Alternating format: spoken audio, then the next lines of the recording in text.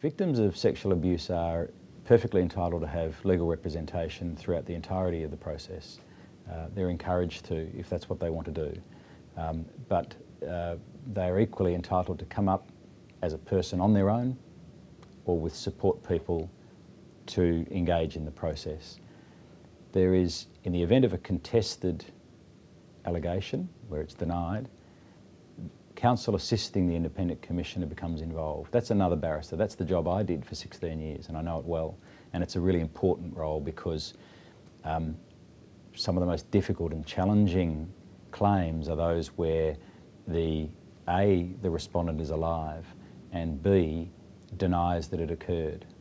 Now that's the minority of cases, but when it does happen, it's difficult for the victim because they feel that they won't be believed. They feel that they can't prove it. How can I prove it? I've got nothing other than my own voice, my own memory.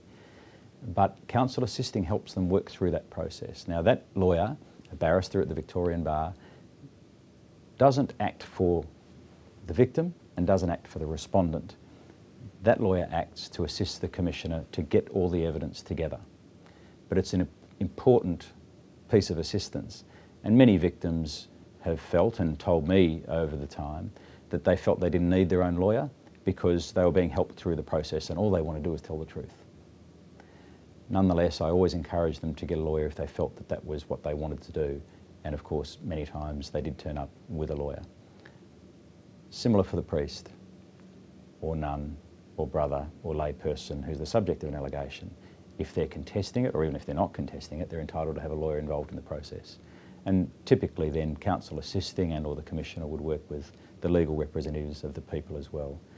But the process is not nearly as hostile as the movies and TV have led people to believe that contested hearings are. It's certainly the case that if a factual allegation is denied, it needs to be explored. The truth needs to be ascertained as best as it possibly can be.